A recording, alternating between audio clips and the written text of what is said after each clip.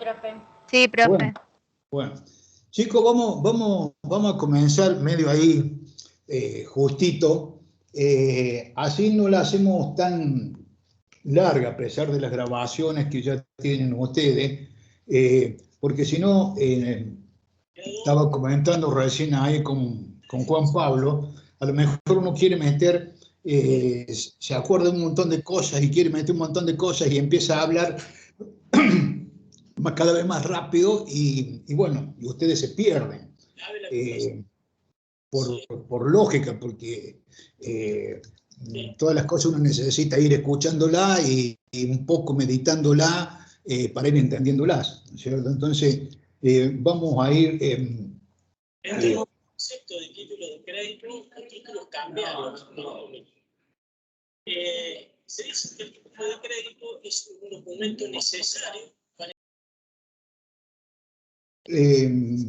Alguien tiene un micrófono abierto ahí. Bueno, ¿me siguen escuchando, chicos? Sí, profe. Sí, profe. Bueno, chicos, yo les voy a dar, a pesar de... Ya han tenido bastantes grabaciones respecto a la resolución técnica 6, pero yo les voy a dar la resolución técnica 6 tal cual es la resolución técnica 6. Al referirme tal cual es la resolución técnica 6, es decir, son comentarios sobre la misma resolución técnica. Es decir, los que hemos tenido anteriormente a lo mejor han sido comentarios que nosotros le hemos dado a ustedes por lecturas previas, por comentarios previos, para ir introduciéndolos en el tema, ¿no es cierto? Todas esas cuestiones para ir introduciéndolos en el tema hace que, llegada la instancia esta de ver la resolución técnica 6, ustedes la vean con mayor claridad. Bueno, la resolución técnica 6 le voy a hacer así, le voy a un bosquejo de entrada, para que ustedes recuerden determinadas cosas. Recuerden que en la resolución técnica 6 es un método integral de reexpresión de estados contables. Un método integral de reexpresión de estados contables significa que todas las cifras del estado contable están a moneda homogénea. Se toma la moneda homogénea, la moneda de cierre del ejercicio. Esto ha sido, digamos, una necesidad casi de urgencia, porque cuando se modificó la ley 22.903, la ley de sociedades comerciales, se dijo que los estados contables, las sociedades deben haber estado en moneda contante o moneda homogénea. Entonces, cuando se dijo eso, ya había un respaldo, digamos, legal al respecto para que esta resolución tuviera vigencia. Pese a eso, desde el año que yo les comenté, más o menos en 1940, que hay inflación de distinto grado, inflación, superinflación, hiperinflación, como ustedes quieran llamarle, y sin embargo, esta resolución que me estaba fijando recién del año 84, fue, digamos, dada por la Federación, se puso en vigencia muy poco tiempo y fue la resolución técnica que más estuvo suspendida su aplicación, o sea, no anulada, suspendida su aplicación, y debido a que tiene una gran repercusión política, ¿cierto? Imagínense ustedes que le digan, bueno, vamos a empezar a aplicar profesionalmente para todas las sociedades del país la resolución técnica 6, que habla de reexpresión de estados contables, porque se supone que hay una inflación que lo merece que esto suceda. Ningún gobierno le va a caer de mucho agrado toda esa situación, ¿no es cierto? Es decir, esa situación de tener que admitir que hay inflación. Por eso fue tanto tiempo la resolución técnica 17, ¿se acuerdan que Marcos también les comentó? Tenía aspectos cualitativos en cuanto a cuándo debía suponerse que había inflación, cuando había corrida en los bancos, cuando las tasas de interés subían, cuando la gente buscaba el dólar, cuando la gente buscaba otro tipo de bienes, antes que tener la moneda nacional, etcétera, etcétera, eran todas pautas cualitativas. Todas pautas cualitativas que se habían dado en un montón de circunstancias, pero bueno, no se pudo porque el Poder Ejecutivo del momento dijo que no había inflación, o no se permitió, algunos entes, digamos, gubernamentales no permitían la recepción de balances ajustados. Bueno, todo eso trajo como consecuencia que no se aplicara, y los perjuicios de la inflación sobre los estados contables seguían y seguían y seguían. Como les recuerdo, es un método integral. ¿Por qué? Porque todas las cifras del estado contable quedan a moneda de un mismo poder adquisitivo. También tienen que tener en cuenta que el método integral de ajuste les va a mostrar, por un lado, eso, o sea, todas las cifras del estado contable en moneda de un poder adquisitivo, y les va a mostrar también el RECPAN, o sea, los resultados por cambio en el poder adquisitivo de la moneda. Hay algunos que dicen que tiene que haber un tercer elemento, que tiene que haber un transcurso de tiempo, no es para una empresa, es para una empresa en marcha, no para una empresa parada, digamos. Bueno, teniendo en cuenta esos aspectos, es por lo cual ustedes van a integrar el método integral de ajuste, y lo van a trabajar. El método integral de ajuste trabaja por vía indirecta, trabaja con los rubros que no dan inflación, ¿cierto? Es decir, se acuerdan que les hablé de los rubros expuestos y los rubros no expuestos. Les dije, ¿cuáles eran los expuestos? Los expuestos son los que dan inflación. Disponibilidad de crédito y deuda en moneda nacional sin cláusula de ajuste y sin intereses explícitos. Solamente esos rubros son los rubros expuestos. Eso dan resultados por exposición a la inflación. Si son activos, por ejemplo, caja, les da pérdida. Tener dinero en efectivo en caja le da pérdida porque pierde capacidad adquisitiva. ¿Se acuerdan que les dije que lo contrario a la inflación era la pérdida de poder adquisitivo del dinero? Por lo tanto, si tengo caja, tengo una pérdida de capacidad adquisitiva de caja. Lo que yo puedo comprar hoy con caja, capaz que el mes que viene no lo pueda comprar, tenga que poner más plata. Y entonces tengo una pérdida de poder adquisitivo como consecuencia de eso. Y contrario sensu, si tengo pasivo, tengo una ganancia en ese aspecto, porque si es una deuda que debo en moneda nacional sin ningún tipo de cláusula de ajuste ni actualización, voy a pagar con plata desvalorizada. Es decir, si yo le debía a alguien 100 pesos, que era un kilo de clavos, ¿no es cierto? Ahora el kilo de clavos cuesta 200 pesos y yo le sigo pagando 100. Es decir, le pago con plata desvalorizada. Entonces recuerden esas cuestiones que son así elementales para este tema. Y se trabaja con el método indirecto porque ¿cuál es el sentido del método integral de ajuste? Dice, deben quedar todas las partidas monedas de poder adquisitivo de cierre. Y si dejo todas las partidas monedas de adquisitivo de cierre, ¿cuáles son las que no están a moneda de cierre? Son todas aquellas que no son las que dan inflación.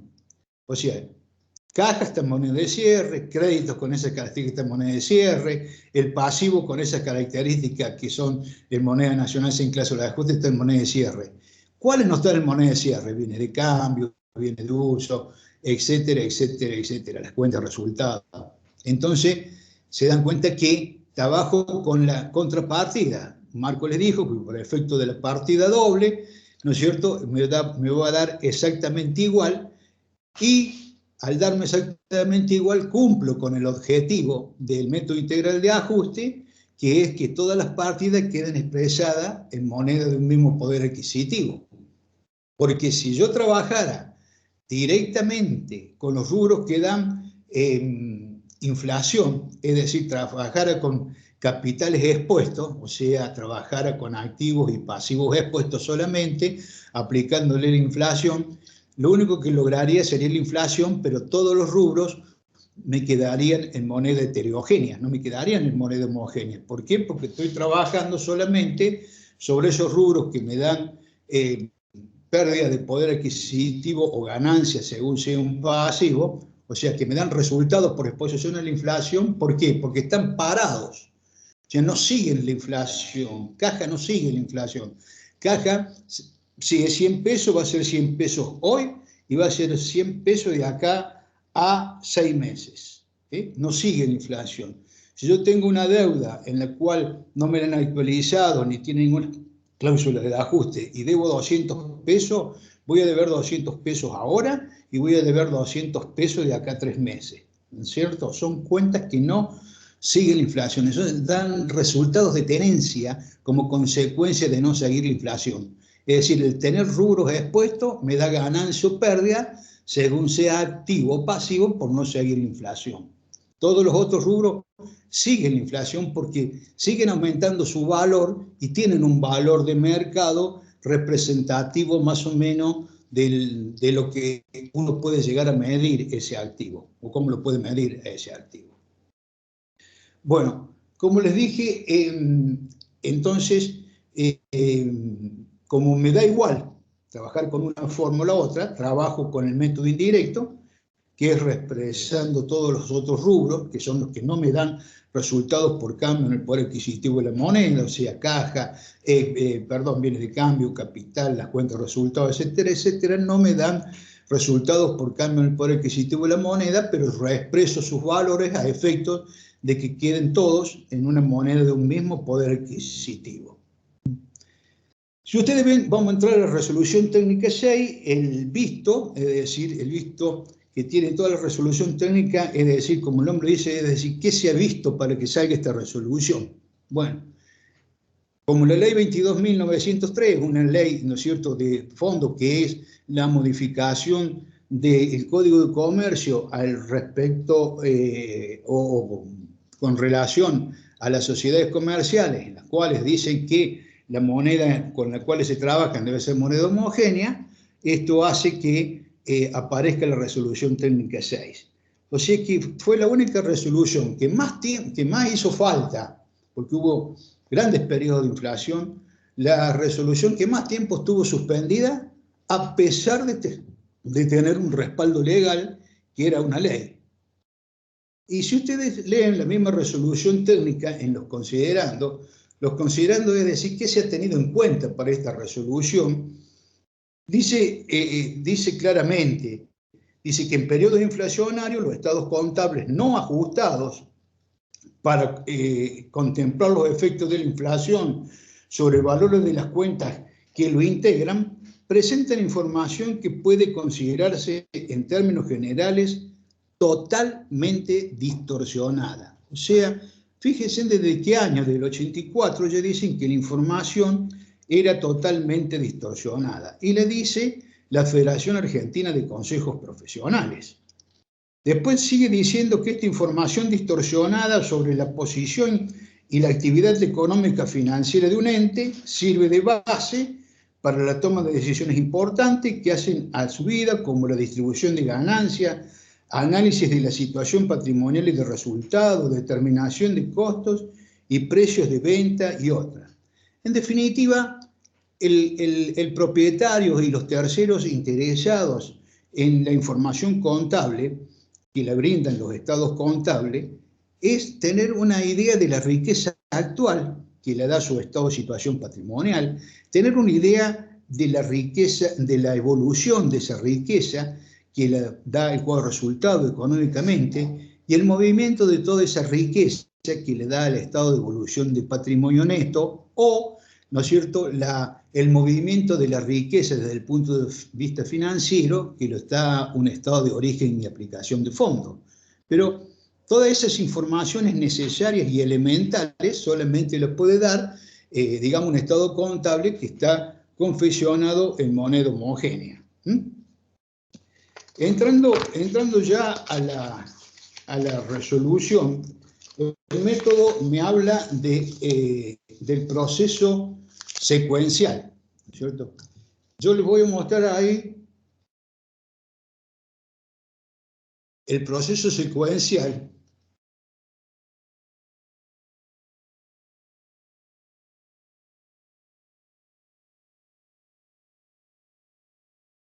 es ese, el proceso secuencial. El proceso secuencial, si ustedes lo leen en la resolución técnica, como siempre fueron criticar resolución técnica, no es tan claro ni tan conciso en algunos puntos y no de fácil interpretación. Generalmente se complica, ¿no es cierto? A veces alguna interpretación. Ustedes se fijan que el proceso secuencial generalmente, ¿qué es lo que trata de hacer? ¿Qué es lo que trata de hacer? Profe, Sí. ¿puede hacer un poquito de zoom a la imagen? ¿De qué? ¿Puede hacerle un poquito de zoom a la presentación? A ver, a ver.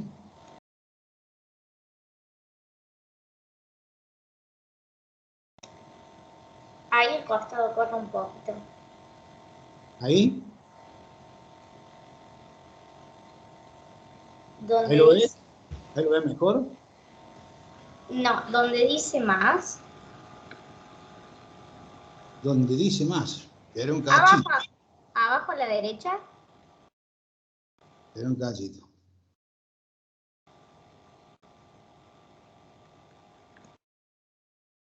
Abajo a la derecha. Está el signo más. Hay una barra de suma ahí, profe. Espera. Voy de nuevo. Ahí.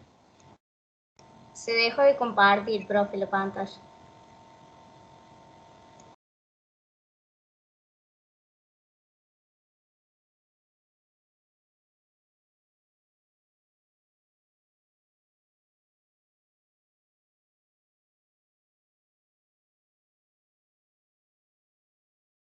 Ahí.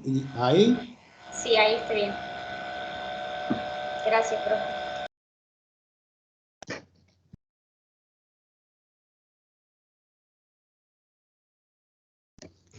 Bueno, pero yo quería mostrarles esto que es el proceso secuencial. ¿Ahí lo ven más o menos? Sí, profe.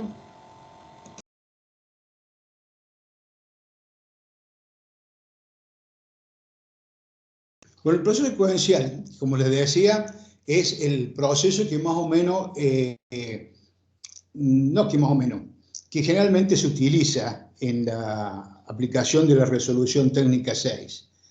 Y es un poco un juego de la partida doble, vamos a llamarlo así, un juego de la partida doble. Vamos a verlo así rápidamente, a ver si más o menos lo captan y después yo se lo digo, yo se lo explico más detenidamente. Dice activo menos pasivo reexpresado al inicio. ¿Qué es lo que me da eso? Es un patrimonio neto reexpresado al inicio. Luego dice activo menos pasivo reexpresado al cierre. ¿Qué me da eso? Un patrimonio neto reexpresado al cierre. Ahí dice neto de aportes y retiros. Entonces, si yo tengo al comienzo, fíjense contablemente y sáquenle la palabra reexpresado. Sáquenle la palabra reexpresado. Hablemos en términos contables comunes. El activo menos el pasivo al inicio, ¿qué me da? El patrimonio neto al inicio. ¿Está? Si yo le saco la palabra reexpresado al segundo término, también digo que activo menos pasivo me da el patrimonio neto al cierre. ¿Está?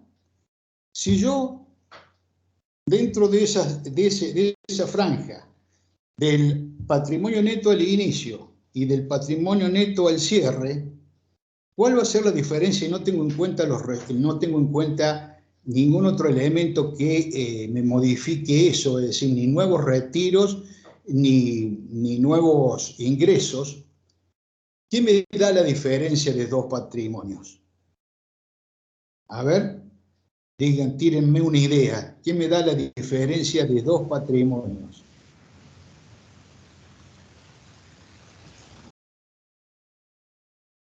¿Alguien se anima? Los aportes y retiros, profe. No, los aportes y retiro, dejémoslo de lado porque son variantes que te van a ir modificando. Después lo agregamos, si querés, queda lo mismo. Pero vamos a verlo para lo más fácil. Es decir, yo no tengo ninguna otra cosa que un patrimonio neto al inicio y un patrimonio neto al cierre. ¿Qué me da la diferencia de esos dos patrimonios? ¿El resultado del ejercicio? Sí, señor. Sí, señor. Le da el resultado del ejercicio. Le da el resultado. Ahora, ya que entendió esa temática, ¿no es cierto? Vamos con esta que es con reexpresión. Dice que el activo y el pasivo reexpresado al inicio del patrimonio neto al inicio. Y el activo y menos el pasivo reexpresado al cierre le da el patrimonio neto al cierre, ¿no? Entonces, si ustedes a ese patrimonio neto al inicio, lo llevan al cierre, para hacer moneda homogénea, para trabajar con cifras homogéneas, ¿qué tienen? El resultado del ejercicio reexpresado. Ahora, si quieren agregarle en algunos trabajos, está agregado nuevos aportes, lo pueden también realizar del patrimonio neto al inicio, que está reexpresado el cierre, le agregan los aportes desde el momento que se hicieron hasta el cierre. Entonces, en definitiva, es comparar dos patrimonios a moneda del mismo momento. Cuando comparan los dos patrimonios a moneda del mismo momento, tienen el resultado del ejercicio reexpresado.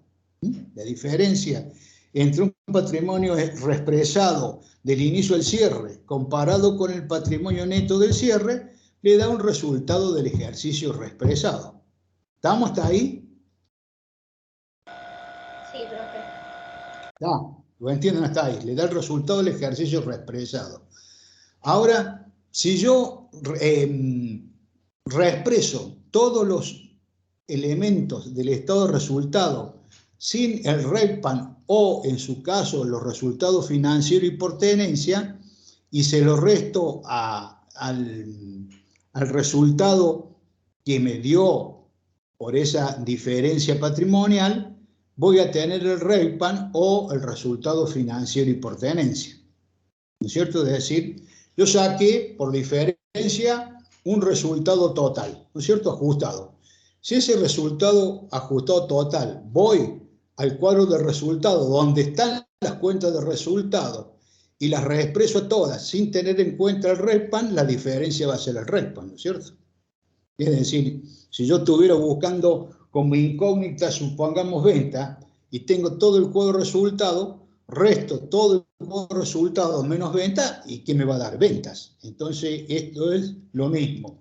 Es decir, si yo tengo todo el cuadro de resultados y quiero obtener el REPAN o el resultado financiero y por tenencia, que ya van a ver que es otra variante del REPAN, me da la cuenta que yo estoy buscando.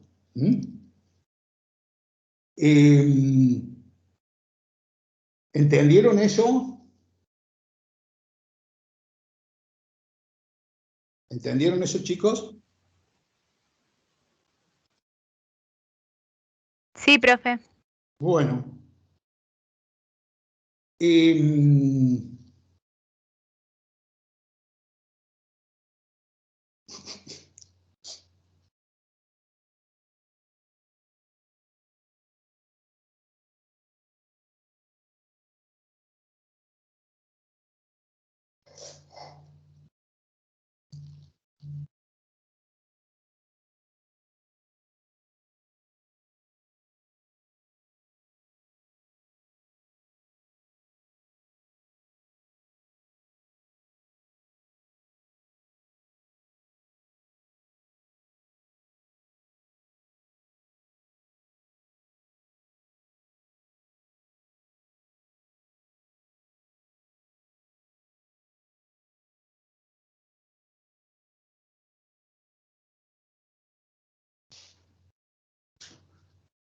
Yo les había mostrado ahí en la primera transparencia ahí que dice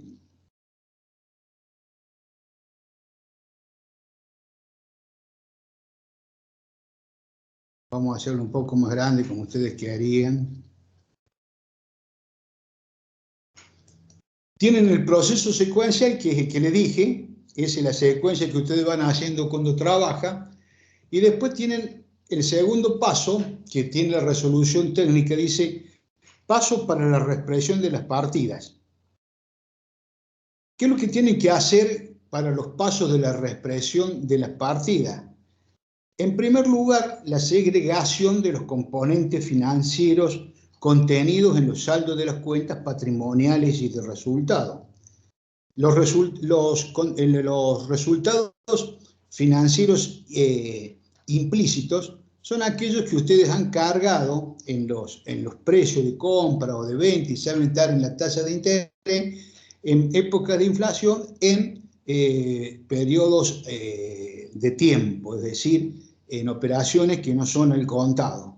Eso se debe segregar porque, digamos, es una cobertura inflacionaria.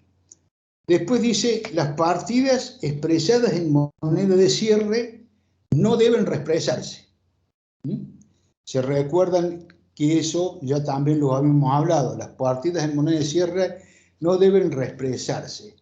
Y ahí está claro el criterio temporal, porque en algún momento se dijeron las partidas no monetarias son las que se reexpresan.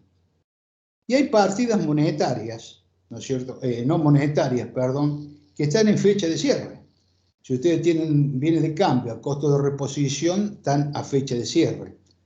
Por eso se cambió el fundamento del método integral de ajuste diciendo que es un criterio temporal, es decir, en qué tiempo están expresadas las distintas partidas.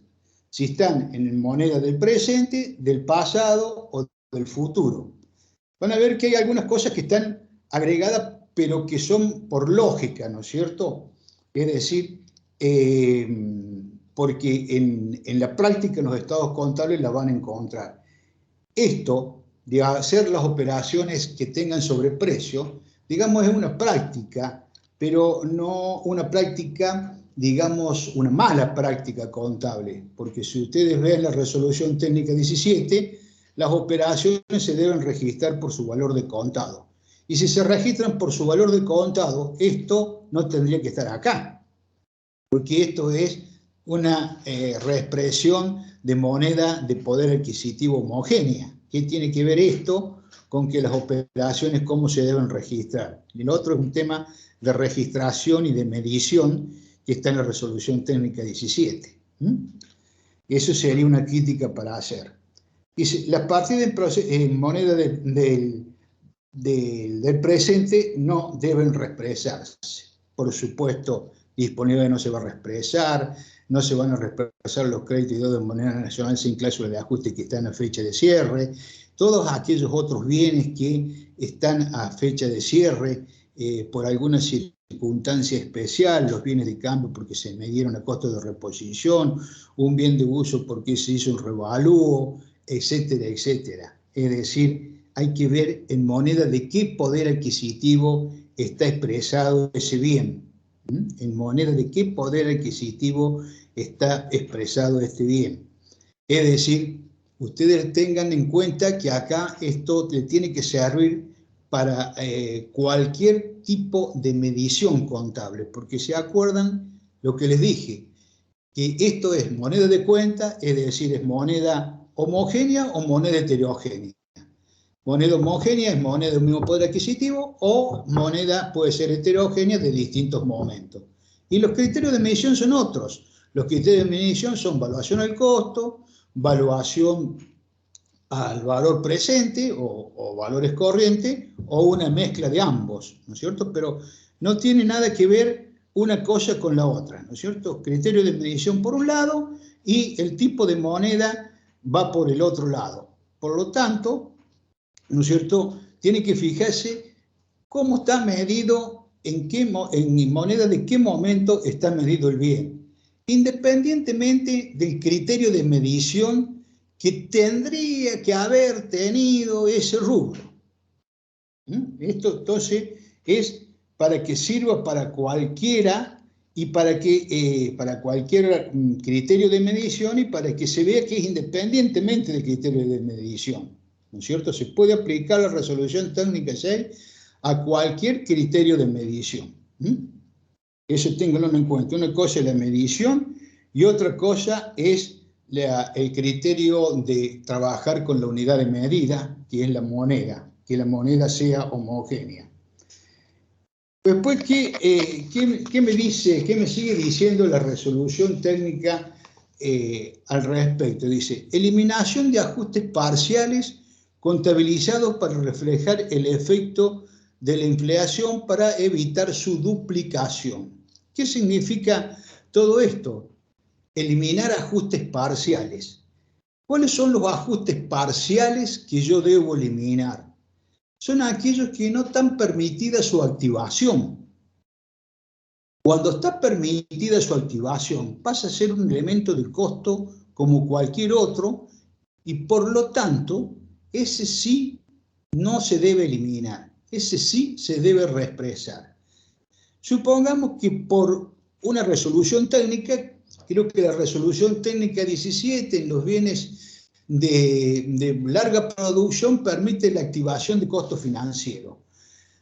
Al permitir la activación de costo financiero, está permitido por la resolución técnica y es un elemento del costo como cualquiera, es un elemento de costo como la materia prima, es un elemento de costo como el salario, es un elemento del costo como los gastos indirectos de fabricación.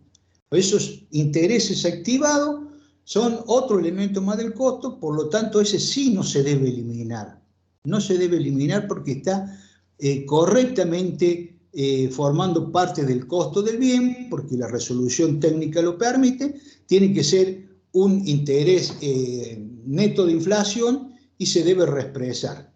Recuerden que lo que ustedes quieren eliminar acá son todos aquellos elementos parciales que sirven, digamos, para atemperar un poco la inflación, ¿no es cierto? Es decir, activar alguna diferencia de cambio, activar algún interés, darle algún valor distinto a algún valor de mercado, a algún bien del activo, los efectos de acercarlo a la realidad y que no quede tan desactualizado. Bueno, todos esos elementos no son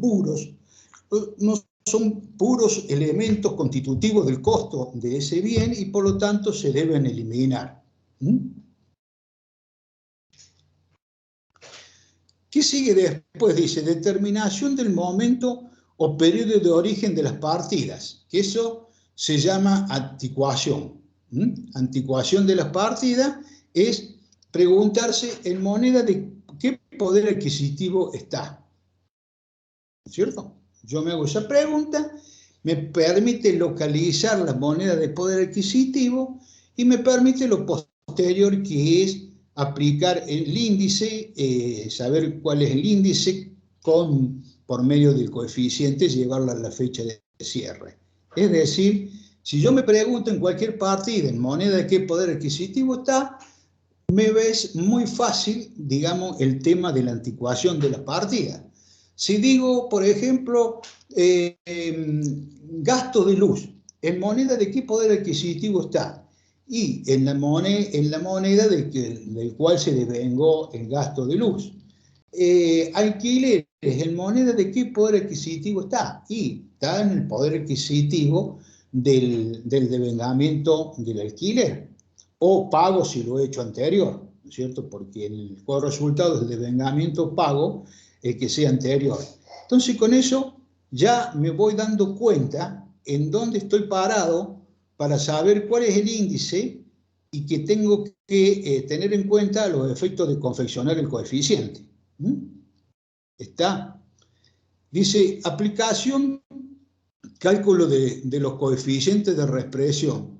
O sea, cuando yo para calcular los coeficientes de reexpresión, digamos, ¿qué es lo que tengo que hacer? Tengo que ver, digamos, la anticuación de la partida y a efectos de reexpresarlo en moneda de cierre, calcular el coeficiente. ¿Qué es lo que es el coeficiente? El coeficiente es el numerador de la fecha de cierre de los estados contables y el denominador del coeficiente es el de la fecha de anticuación de la partida.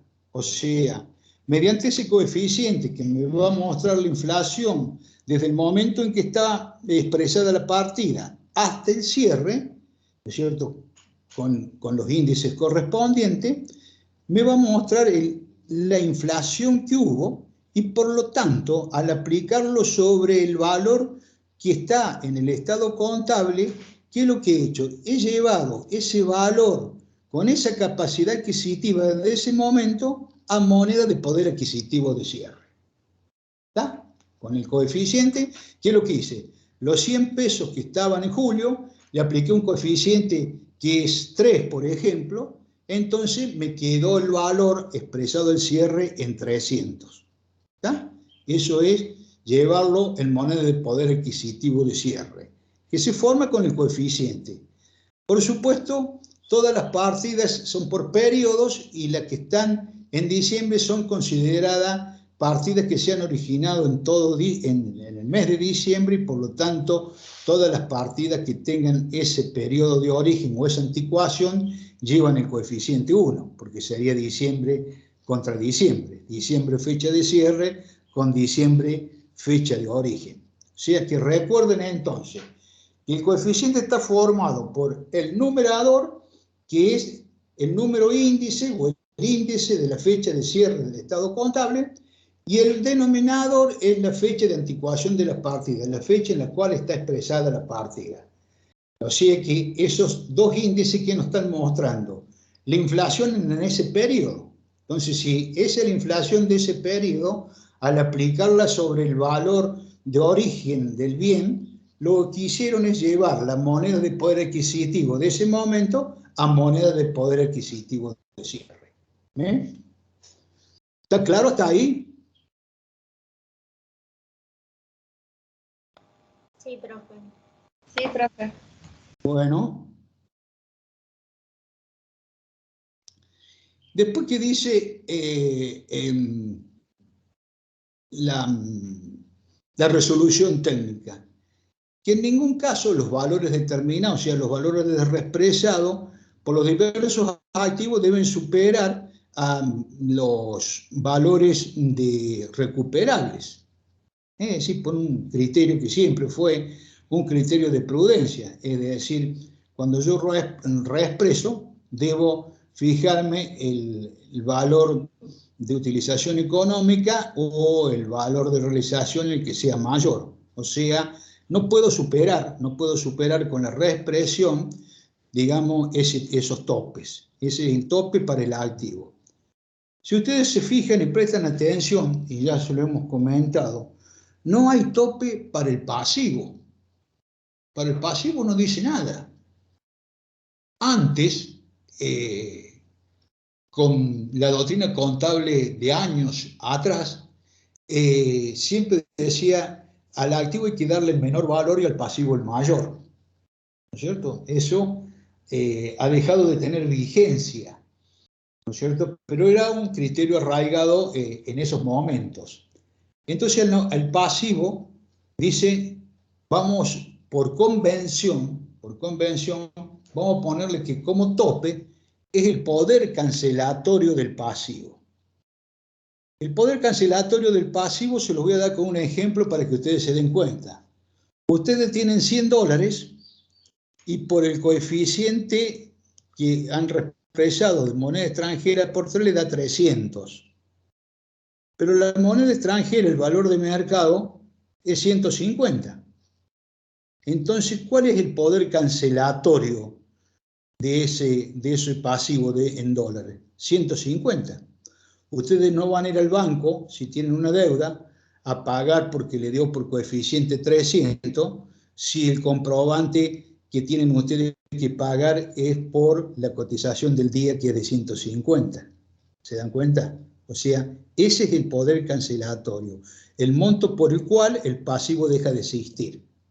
Ese es el poder cancelatorio tope del pasivo. No puede superar eso. Ustedes no pueden deber más de lo que el mercado le está exigiendo o el mercado le está proponiendo.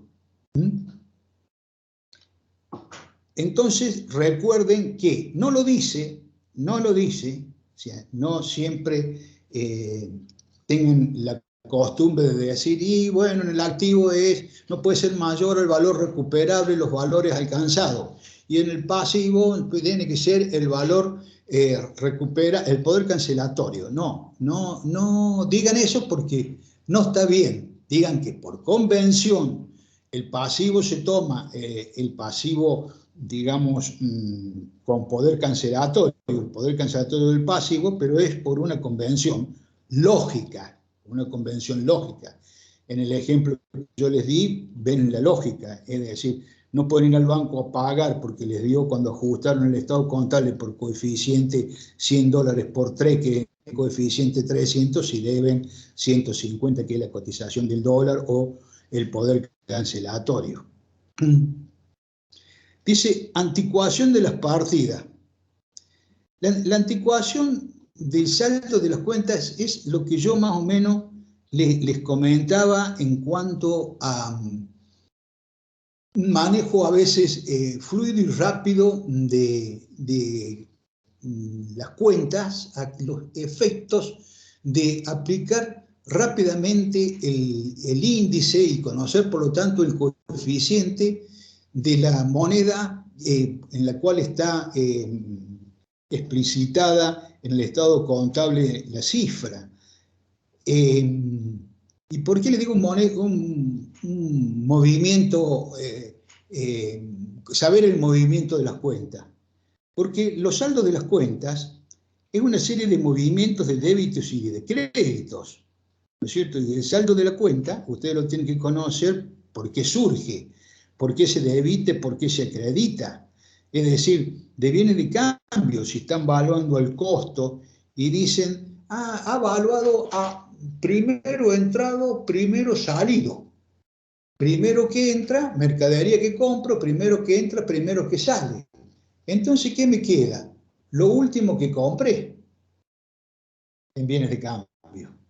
Entonces, si el saldo, el monto de bienes de cambio es lo último que compré, tendré que fijarme cuántos es ese monto, buscar la cantidad de unidades que hacen a ese monto de las últimas compras,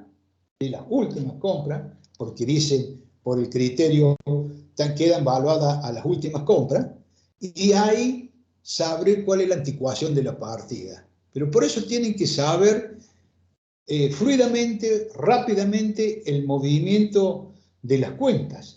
Al saber rápidamente el movimiento de las cuentas, se le dicen, no, está evaluada por LIFO. Por LIFO, ¿y qué hago acá si viene de cambio, está evaluado por LIFO? Lo último que entró, lo primero que salió. Y ahí entra la duda y en definitiva después no saben cuál es la situación, ¿no es cierto? Entonces recuerden lo que yo les dije, que el movimiento de las cuentas es muy importante para la fecha de anticuación de las partidas. ¿Qué otra cosa interesante acá puedo comentarles en la fecha de anticuación de las partidas? No es tampoco una cuestión, digamos, inmediata. Inmediata en el sentido que digo, bueno, voy al estado contable, me fijo el saldo y me fijo en qué fecha está. No. No siempre es así. No siempre es así. No siempre el valor registrado es el valor de la moneda, del poder adquisitivo en el que está. Vamos a suponer un ejemplo grueso para que ustedes se den cuenta. En el estado de resultado tienen depreciación de bien de uso, y la depreciación de bien de uso saben que es una partecita del valor del bien de uso, que es la depreciación, ¿no es cierto? Si es del 20%, será el 20% del valor original del bien de uso que ustedes toman como depreciación del ejercicio.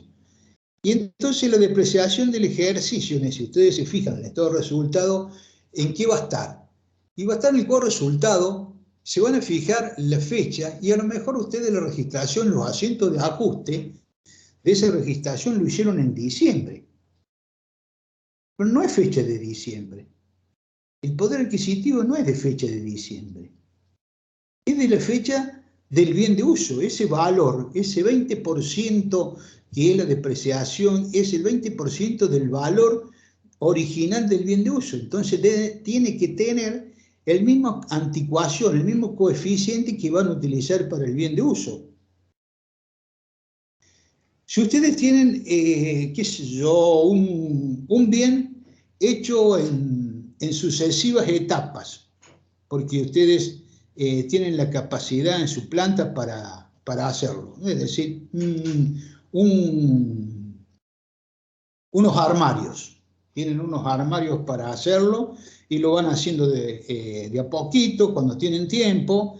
Entonces, qué sé yo, en enero hacen algo, en febrero no hacen nada, en marzo vuelven a seguirlo, etcétera, etcétera. Cuando lo terminan, deja de ser un bien de uso en elaboración o en curso de elaboración para pasar a ser un armario, ¿no es cierto? Un inmueble armario, ya con código registrado, inventariado. Pero esa no es la fecha de anticuación o la fecha en la cual está expresado el armario. El armario está expresado en la fecha en que ustedes lo terminaron y lo pasaron de un bien que estaba en construcción a un bien terminado.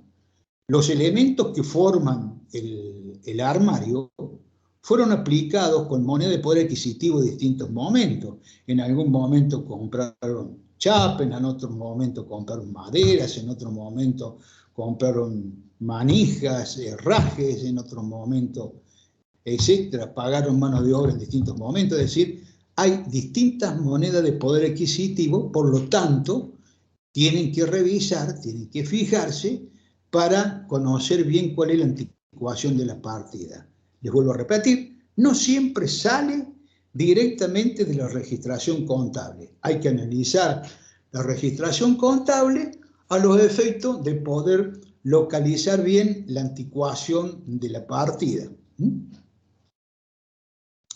En la anticuación de la partida también hay una cosa muy interesante, digamos que se pueden hacer agrupaciones de partidas. Eso también lo permite la resolución 539, modificada también por la 553,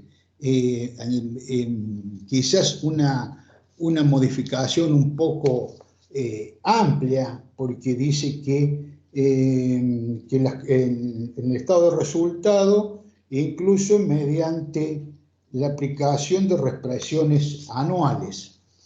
O sea que las cuestiones de las resoluciones 539 y 553 son todas dispensas o cuestiones que se han hecho para facilitar, digamos, la reexpresión de estados contables.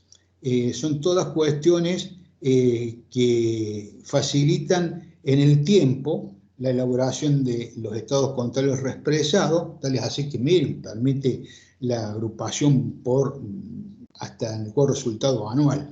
Es decir, lo que permite la resolución técnica es en la agrupación, pueden ustedes tener dos tipos de agrupaciones, ¿no es cierto? Es decir, agrupo, digamos, cuentas, ¿no es cierto? Y por lo tanto tengo que hacer un coeficiente de esa agrupación, ¿no es cierto? Vamos a suponer que vamos a agrupar en el cuadro de resultado enero, febrero y marzo.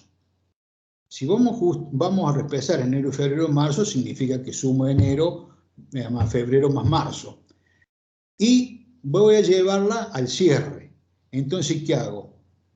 Numerador, el coeficiente o el índice, mejor dicho, el índice de diciembre, Y numerador, el promedio de enero más febrero más marzo dividido 3. O sea, el índice de enero, de febrero más marzo dividido 3. O sea, trabajo, digamos, en el denominador, digamos, con un promedio de los meses que agrupé. ¿Está? Es decir, si lo hago por 6 meses, será diciembre sobre el índice de enero, más el de febrero, más el de marzo, más abril, más el de mayo, más el de junio, dividido 6. Está bien, eso se puede hacer. Pero dice la resolución, en tanto no se generan distorsiones significativas. Ahora, ¿cuándo sé yo que las distorsiones son significativas? Para saber si la distorsión es significativa, lo hago de esta forma, agrupando, y lo tengo que hacer sin agrupar.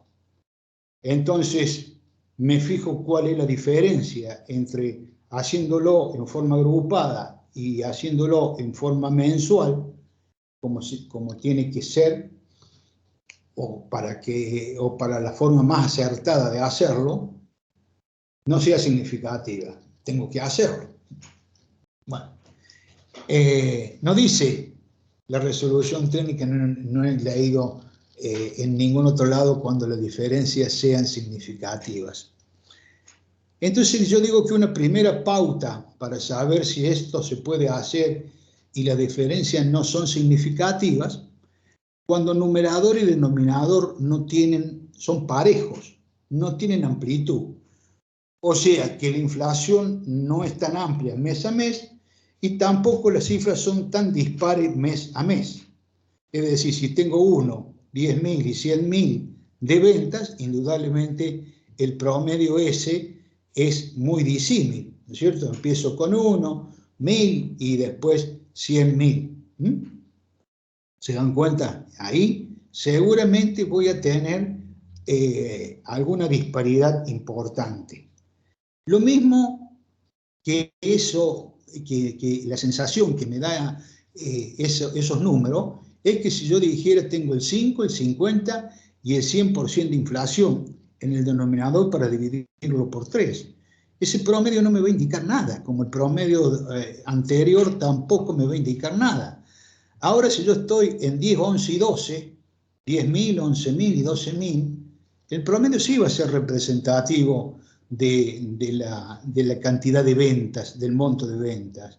Y si estoy en un 5, un 6, un 7, un 5, un 7 y un 8, un 4, un 6 y un 7 de inflación en el denominador, al dividirlo por 3, tampoco la diferencia me puede llegar a ser significativa, porque tanto numerador y denominador no tienen amplitudes que me distorsionen la información.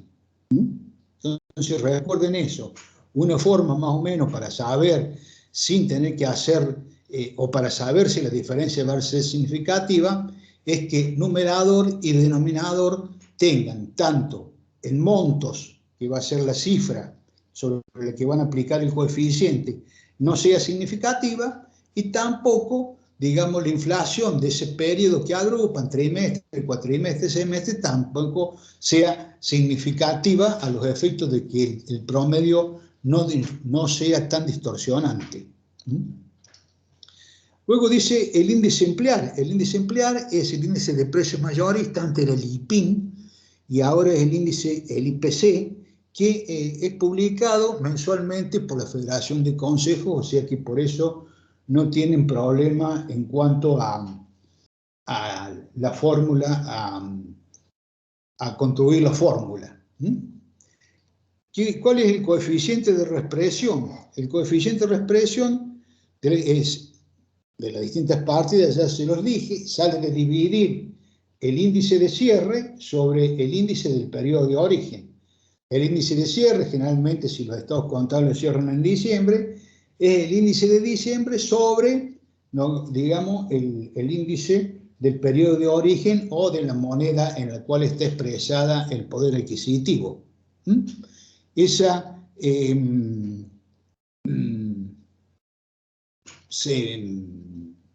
agrupación, lo vuelvo a decir, si se agrupan en periodos de origen mayores de un mes, el coeficiente debe ser el de la reexpresión, debe ser el promedio en el denominador de los meses que ustedes agruparon. Si agrupan 3 meses en el febrero, será el índice, el denominador, enero más febrero más marzo, los índices de enero, febrero más marzo, dividido, digamos, dividido 3. Los puntos 8 y 7 acá, resultado final, el 6, RECPAN, y el 7, resultado por exposición al cambio en el poder adquisitivo de la moneda, son dos formas de obtener la contrapartida de la reexpresión de los estados contables. El RECPAN, uno sería puro y el otro sería impuro, digamos. El RECPAN es cuando yo saco directamente el resultado por cambio en el poder adquisitivo de la moneda de todos los rubros reexpresados que me originaron, que por medio de la reexpresión de la contrapartida de todos aquellos rubros que me dieron o me dan un resultado por exposición a la inflación, un resultado por cambio en el poder adquisitivo de la moneda. Es decir, es puro. Digamos, todos los rubros que me dan resultados por cambios en el poder adquisitivo de la moneda, si yo los trabajo en forma pura, individualmente, digamos, y después lo compruebo por algún método directo, me da exactamente correcto el RECPAN del periodo. O sea que es la contrapartida de todos los rubros que dan un resultado por cambio en el poder adquisitivo de la moneda. Ahora, cuando la forma menos pura es cuando yo tengo resultados financieros por tenencia, incluyendo el RECPAN. Cuando yo trabajo con esa cuenta, digamos, es porque no he depurado, digamos, los resultados de tenencia y los resultados financieros.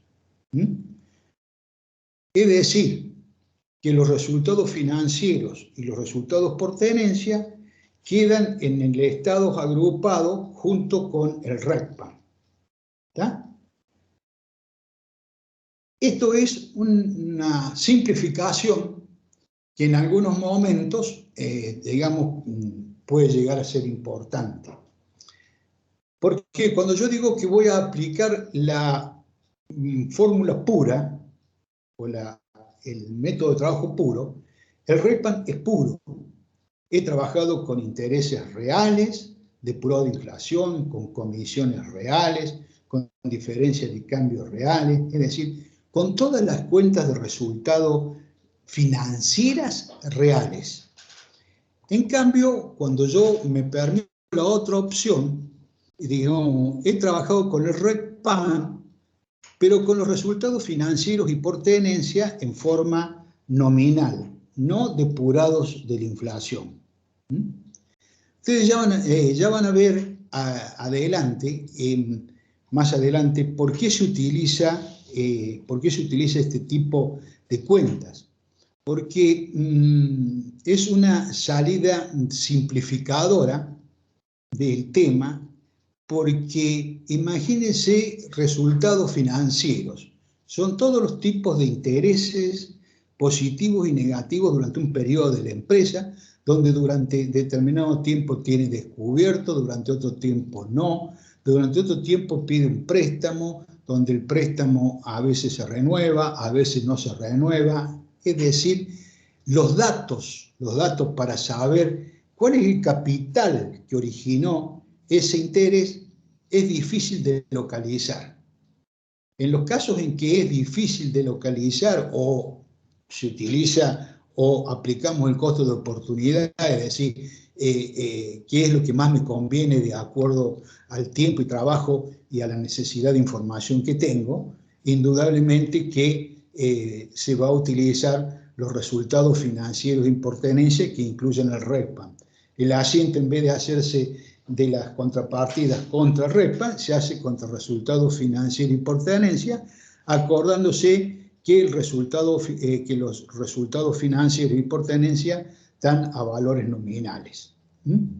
Eso es muy importante de tenerlo en cuenta. ¿Qué perdemos acá? Lógicamente, perdemos información. No, perdemos información sobre el total, porque el total de esta cuenta surge también, como yo les dije, en el proceso secuencial, donde todas las cuentas de cuadro resultado, ¿no es cierto? Mejor dicho, el resultado del ejercicio ajustado. Le restamos todas las cuentas de resultado ajustadas, menos el REPAN o esta, según cuál utilicemos, me va a dar esta. Es decir, buscamos REPAN, restamos al resultado del ejercicio ajustado todas las cuentas del estado de resultado y me da el REPAN.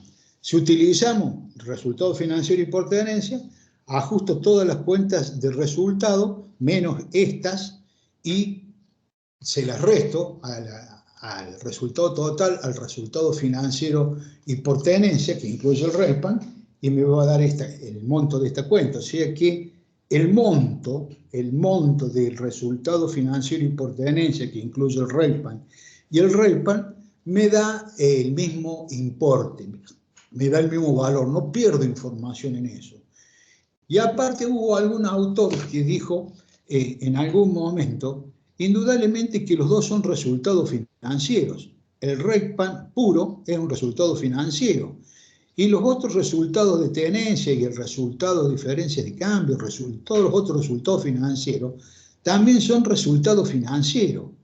Entonces, hay que evaluar la importancia y el trabajo y la posibilidad de que me tenga un alto grado de certeza cuando hago, digamos, la separación de los resultados financieros y yo los pueda separar y los pueda sacar reales, es decir, saber qué capital los originó y en ese tiempo qué inflación hubo para saber si el interés real, ¿no es cierto? ¿Cómo es un interés real? Es decir, si hay 100 pesos y me cobran 10 pesos de interés, ¿no es cierto? Me cobran el 10% y la inflación fue del 8%, digamos, pagué de interés real el 2%. El 8% fue inflación, tanto para si lo cobro como si lo pago. Es decir, la diferencia entre el interés nominal y la inflación es la parte real. Bueno, muchos dicen que al ser todos estos resultados financieros, que esté en resultados financieros con el nombre de intereses o que esté con resultados financieros incluyendo el REPAN, digamos, es exactamente lo mismo porque son todos resultados financieros que tienen la misma naturaleza, digamos. Lógicamente, en la práctica, y actualmente, hasta que no se pongan en... Eso lo permite también la resolución 539/18, ¿no es cierto? Permite este tipo de aplicación de resultados financieros y por tenencia. También la 539 permite que no se haga el balance comparativo en el primer ejercicio que se realiza la reexpresión, algo que también fue un alivio para la confección de estados contables por primera vez.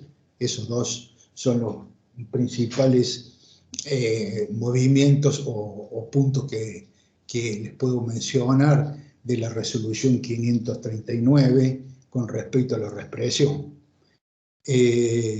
Entonces, el permitir incluir el resultado financiero y por tenencia, incluyendo el REPAN, es una medida muy importante, digamos, a los efectos de simplificar la tarea, obtener el dato rápido y el dato, digamos, con una misma naturaleza de origen, porque es un resultado financiero y con un monto que no va a cambiar. El monto tiene que ser exactamente lo mismo.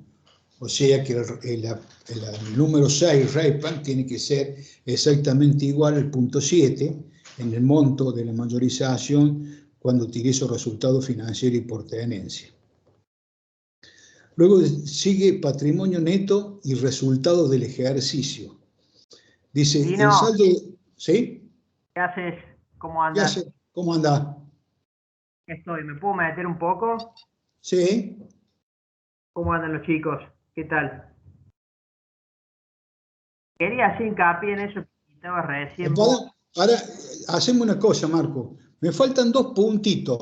Dale. Yo te al menos 2 puntitos y los chicos preguntan y vos le agregás lo que quieras. ¿Puede ser? Dale, avísame. Bueno, el punto 8 que dice patrimonio neto y resultado del ejercicio, digamos, es un punto que no tiene mucha trascendencia, porque lo único que se refiere es al hecho de que todas las cuentas del patrimonio neto se deben representar por un año, así también como todos los movimientos que se registraron. O sea, es algo lógico. El balance de inicio, ¿no es cierto?, lo voy a reexpresar por un año más y le voy a agregar, le voy a sumar todas aquellas operaciones que se hayan realizado durante el ejercicio, desde el momento en que se realizaron hasta el cierre. Y después está un punto que fue cambiado, que es interrupción y posterior reanudación de los ajustes. ¿Qué significa esto? Que en algún momento, cuando se suspenda la aplicación de la reexpresión, los datos que van a valer van a ser los datos de los rubros hasta ese momento. Y de ese momento tendrán como punto de partida hacia adelante. Y cuando se vuelva a reexpresar los estados contables, digamos, se reexpresarán desde el momento que se dejaron de reexpresar. O sea, que las cifras que van a tener los estados contables hasta el momento que dejo de reexpresar son las cifras con las cuales yo voy a comenzar, cuando vuelva a la reexpresión, a tomar como valor de origen de la partida a los efectos de los posteriores ajustes. ¿Está? O sea, dejo en algún momento y los valores que tienen a ese momento, o sea, los valores reexpresados a ese momento, son los que sirven de partida para cuando se reinicie la posterior reexpresión de estados contables. ¿Tienen alguna pregunta, chicos? Y si no, le damos paso al Marcos para que diga, quería agregar algo, Marcos.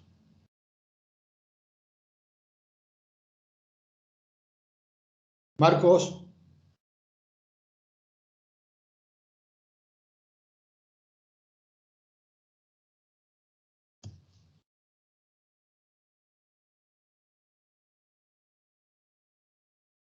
Marcos. Sí, acá estoy. Ahí terminé. Ahí te... Bueno, Háblale a los chicos. ahí quería comentarle sobre lo que comentaba recién el Tino, agregar el tema de la famosa opción esta que da en realidad es una opción que surge del RT6 de registrar los resultados financieros por tenencia juntamente con el RECPAN, si bien es una opción que menciona la 139/18, en la vuelta a la reexpresión hace la cita a esa opción del RT6 y de esa, en realidad la opción está dentro de la misma RT6, o sea, pero digamos, de alguna manera la 539/18 lo recuerda y recuerda a los profesionales que tenemos esa opción, la normativa de la reexpresión, una opción que va, para lo que es la culturización de la vuelta a la reexpresión, es bastante saludable. Yo diría, de acuerdo al tipo de empresa que les toque, pero por ahí te puede tocar empresas con una gran cantidad de resultados financieros, con mucha deuda financiera, muchos créditos financieros, entonces es una opción importante para considerar, porque caso contrario nosotros tendríamos que hacer, que lo vamos a ir viendo en el transcurso de la materia, pero tendríamos que determinar resultados financieros por tenencias reales por cada resultado que se vaya produciendo, ¿verdad? Lo cual es un laburo bastante exhaustivo. Si bien es lo que se debería hacer y es lo que corresponde para reexpresar correctamente, llámese un capital más Si yo quiero depurar un interés ganado, un interés perdido, o un resultado de tenencia, una diferencia de cambio, y ver cuánto es el valor real, tengo que llevar los dos capitales al inicio del cierre, a fecha de cierre, y sacar el real resultado, lo que tendría que ser, y es lo que ustedes tienen que saber desde el punto de vista de la gestión. Sí, Tino. Me parece correcto lo que dice Marco, por eso yo le dije, con el tiempo se tendrán que implementar los mecanismos necesarios de informáticos a los efectos de poder determinar con exactitud los tres valores por separado. Pero, digamos, yo les comenté, no sé si escuchaste, leí en alguna oportunidad, porque soy viejo, me decís vos. Sí, no. Leí que los tres conceptos son resultados financieros. Por lo tanto, si vos en una clasificación de cuentas a los efectos de un asesoramiento, vos sabés que esas tres cuentas, RECPAN o resultado financiero y por tenencia, que incluye el RECPAN, que van a ser igual, es un resultado financiero de la misma naturaleza. Entonces, digamos, no es tan importante saber cada uno de ellos. Eso es lo que decía este señor. Y aplicándole una cuestión, digamos, un poco práctica, mientras solucionaba el tema que vos decís de la información requerida a los efectos de sacar, digamos, el gol real. Él decía, resultado de tenencia, ¿quién me lo va a dar? Y bienes de cambio. Bueno, bienes de cambio, ¿cuánto me están incrementando en promedio los bienes de cambio? Y qué sé yo, el 10%. ¿Y cuánto me cuesta mantenerlo? Porque por el depósito, porque pagué un crédito, porque el proveedor me cobra tanto, y un 15%. Che, no me conviene ya comprar más mercadería porque con el resultado de tenencia no gano. Che, ¿cuánto de interés estamos pagando en el banco por tal cosa? ¿Qué sé yo? ¿Y en qué lo puedo invertir? Y mira, te están cobrando el 10% mensual, porque más sumarle los gastos de esto, el débito, el resumen, y qué sé yo, y qué plin, y qué plan. Bueno, vos más o menos tenés una idea de cuánto es el monto sin exactitud, pero tenés idea del monto del crédito o del monto que le estás cobrando vos, por ejemplo, a tu cliente, y diciéndole, che, ¿me estoy quedando corto o me estoy quedando, o lo estoy robando, o es muy grande? O sea que más o menos, digamos, el resultado de tenencia, si vos lo medís más o menos de esa forma, de decir, che, a mí me sale el gasto bancario porque lo compré con crédito, o el proveedor me cobra el 15%, y el banco me cobra 10%, y sigo endeudándome a lo mejor porque le estoy ganando el 5%. Pero si no, no. Digamos, para tratar un poco de despejar algo que la práctica se te torna casi complicadísimo. Son cosas distintas, digamos. O sea, vos querés hacer las cosas bien, más allá que ahora les quiero comentar 2 o 3 cuestiones fácticas, digamos. Si vos querés hacer las cosas bien, son cosas distintas. Una cosa es sacar el RECPAN como corresponde, otra cosa es sacar un interés ganado real como corresponde, otra cosa es un interés perdido, bueno. Pero indudablemente que es una tarea muy costosa.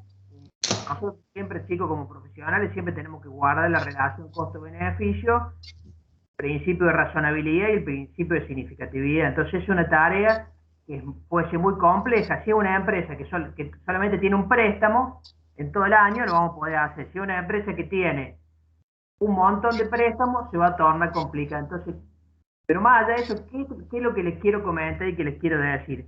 Para llevarlo al operativo. Simplemente esto, fíjense. ¿Qué implicaría registrar así? Bueno, implicaría que ustedes, cada vez que expresen un componente del activo, un componente del pasivo, un componente del patrimonio neto que no sea el resultado del periodo, llámese, por ejemplo, tiene que representar bienes de uso, tiene que representar el capital a través de la cuenta de ajuste de capital o RNA, el asiento ¿contra qué es? Es contra la cuenta resultado financiero por tenencia, incluyendo el RECPAM. Cuando llegan a las cuentas de resultados, todas las cuentas de resultados también las reexpresan contra la cuenta de resultado financiero por tenencia, incluyendo el RECPAN. Pero cuando llegan a la parte de resultados financieros, interés ganado, interés perdido, resultado de tenencia, etcétera, etcétera, ¿qué es lo que tienen que hacer? Cancelar esos importes contra la cuenta de resultado financiero por tenencia, incluyendo el RECPAN. De esta manera, ¿qué le va a quedar? Le va a quedar la cuenta global, ese resultado financiero por tenencia, incluyendo el RECPAN. ¿Con qué componente? Con todos los componentes de la reexpresión del activo, del pasivo, del patrimonio neto, de las cuentas de resultados que no son resultados financieros por tenencia, más los valores nominales de los resultados financieros y por tenencia que usted tenía en el periodo. ¿Me siguen? Esa cuenta va a estar compuesta por todos esos componentes luego que usted reexprese en los estados contables, en lo fáctico. Eso es lo que quería apuntar, eso es lo que quería considerar, cómo lo hacen y cómo les queda conformada la cuenta, digamos. ¿Qué pasa con esto? ¿Saben que a mí lo que me ha pasado con esto en lo profesional? Claro, después cuando usa esta alternativa, los bancos muchas veces no saben. Decime, te mandan nota y te preguntan, después de hacer los balances, te dicen, ¿qué es eso? Y vos le tenés que explicar que es una opción que te da el RT6, o sea que estás avalado en una normativa, y que está compuesta por estos componentes que estamos citando, por la reexpresión del activo, el pasivo y el patrimonio neto, y las cuentas del estado de resultados, excepto los resultados financieros y por tenencia que quedan a sus valores nominales metidos ahí adentro. Simplemente eso quería apuntar y, bueno, nada más que eso. Marco, te digo otra cosa que estaba viendo acá. Es creo que de un apunte que me mandaste vos, de todas esas dispensas que vos decís, bueno, hay que analizarlo, hay que analizar el costo de oportunidad, hay que analizarla si la información sirve, si el tiempo que tardaste y la información que te da se compensan, etcétera, etcétera, etcétera. Pero estaba leyendo acá, justo dice reparo en el medio, pero dice que se podrán hacer esta cuenta resultado financiero y por tenencia, incluido el RECPAN, en donde dice un punto 4, opciones admitidas, y dentro de la opción admitida dice que podés agrupar partidas, y en el estado de resultado, incluso mediante aplicaciones de coeficientes de reexpresión anuales. Es ridículo también. Si vos te pones a pensar coeficientes anuales. Pero bueno, las cosas están hechas así, ¿qué le vamos a hacer? Son posibles de mejorar, como vos decís, y habrá que mejorar a lo mejor los sistemas informativos, los efectos de lograr la realidad de la cosa si se justifica. Eso que vos decís. Esto porque uno cuando ve en la reexpresión, y esto, la verdad que es un tema, la reexpresión, que es como yo creo que les comentamos varias veces a los chicos, para la profesión contable, la vuelta a la reexpresión es un verdadero perno, muchos no saben, hay que capacitar.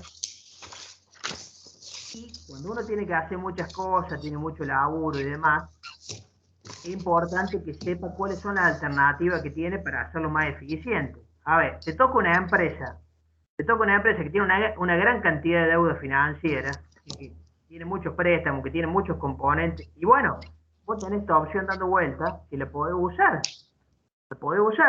Porque yo creo que lo hemos charlado mucho veces, Tino, con este punto de los resultados financieros por tenencia, incluyendo el RECPAN. Cuando vos tenés que represar los balances y tenés gran cantidad de movimiento en esas cuentas, para poder hacerlo como corresponde, y sin lugar a duda que la empresa debería tener un sector en la administración de contabilidad que se ocupe de eso, o sea, que de alguna manera te tire un centro a vos como auditor para poder determinar si eso está bien y es razonable, digamos, pues si no se torna inaplicable y no te queda otra que usar esta alternativa. Entonces, simplemente eso, y bueno, gracias, profe Acosta, por la posibilidad de la participación. No, Marco, escúchame un poquito, querido. Sí, dicen a veces que puede ocurrir que en algún momento determinado el discípulo sepa un poco más que el maestro. Con eso te quise decir mucho. Ahora, lo que tenés que agradecer lo que te he hecho responsabilidad en el estudio y en el conocimiento de cosas, no me lo podés negar. Che, bueno, después nos hablamos ahí un cachito para mañana. Dale. Profe, Sí. Chicos. o sea que esa opción, si vos no la querés usar, digamos, no la usás la... Es una opción. Usted la usa si quiere y si no quiere no la usa. Puede usar las dos. No al mismo tiempo, por supuesto.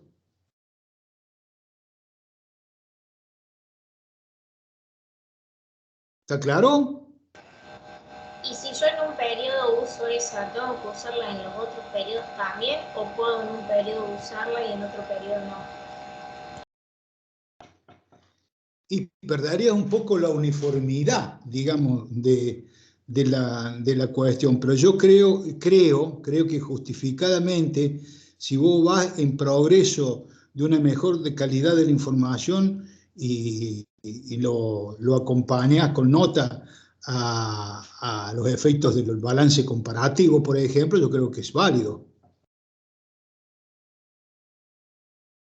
No sé qué opina usted, contador. No, Marco. mira, a ver, yo creo que tendría que, suponete que en el primer año usas la opción de meter todo el resultado financiero por tenencia, incluyendo el RECPAN.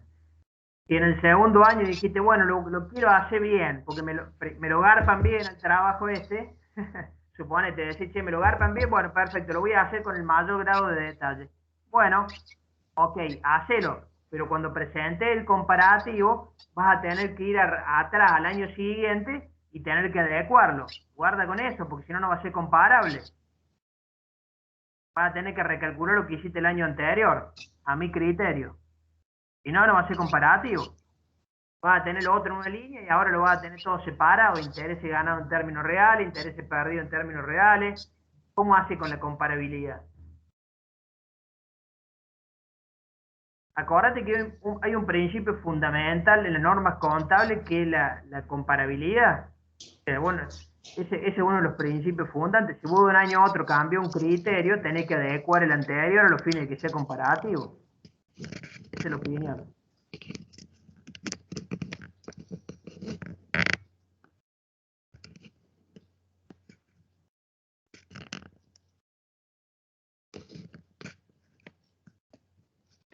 ¿Alguna otra pregunta, chicos?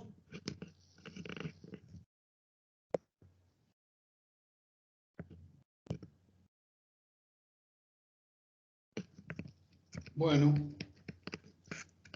Poncho, dentro de un rato te hablo. Perfecto. Estamos. Un abrazo grande, los chicos. Chao, chicos. Chao, profe, gracias.